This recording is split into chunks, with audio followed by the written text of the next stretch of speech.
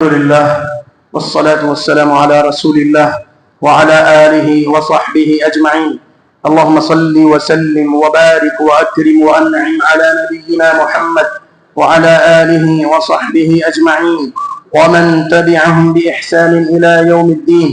أما بعد، ما كان محمد أبا أحد من رجالكم ولكن رسول الله وخاتم النبيين وكان الله بكل شيء عليما.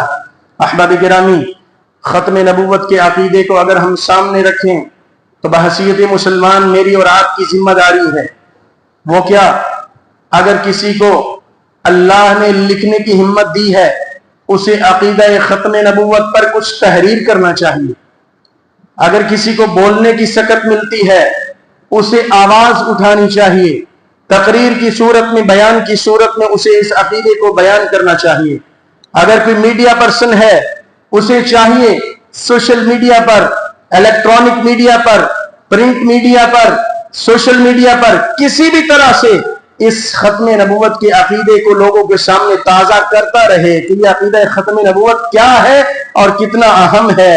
اور اپنی نسل نو تک اس عقیدے کو پہنچانا بھی میری اور آپ کی ذمہ داری ہے کہ ہم اپنے بچوں کو بتائیں کہ یہ عقیدہ کتنا اہم اور بنیادی ہے اور حساس ہے. اور اس کے ساتھ ساتھ جو شخص ہمارے معاشرے میں موجود ہے، اگرچہ وہ ہمارا کولیگ ہی کیوں نہ ہو، اگرچہ ہمارے ساتھ کام کرنے والا کیوں نہ ہو، اس کے ساتھ دلی محبت کا اظہار نہ کیا جائے. ایک ہے انسانی تقاضے ہیں، ہم اکٹھے رہتے ہیں، تمام کمیونٹی میں سارے لوگ ہیں، لیکن ایک ہے دلی محبت، دل کے قریب ہونا. دل کے قریب، مومن کے دل کے قریب صرف مومن ہی رہ سکتا ہے. بس دلی محبت، اور جس کو کہتے ہیں دلی دوست، ولی، وہ صرف ایک مومن اور لا الہ الا اللہ اور ختم نبوت کو ماننے والا ہی ہو سکتا ہے. اس کے ساتھ دلی محبت کا اظہار نہ کیا جائے، بلکہ اسے محسوس کروایا جائے کہ میرا راستہ اور ہے، تیرا راستہ اور ہے. اور میرے بھائی، جو ہمارے ایسے لوگوں کی کچھ مصنوعات ہوتی ہیں، جو ان کی پروڈکٹس ہوتی ہیں، ہمیں معاشی طور پہ ان کو نقصان پہنچانا چاہیے. یہ بھی ایک بائیکاٹ اور ایک ایمانی غیرت کا تقاضا ہوتا ہے کہ ہم ان کی مصنوعات کا بائیکاٹ کریں.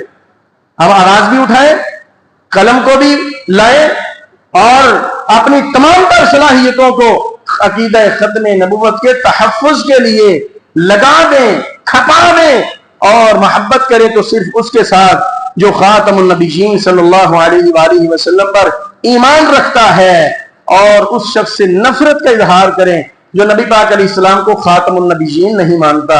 اے میرے مولا، پاک پیغمبر علیہ السلام کی سفارش کا حقدار بنا دے. اے میرے مولا، پیغمبر علیہ السلام کے ہاتھ سے حوض کوثر عطا فرمانا. اے میرے مولا، پاک پیغمبر علیہ السلام کی زیارت نہ کر پائے، قیامت کے دن جنت میں آپ کی زیارت کا حقدار بنا دیجیے.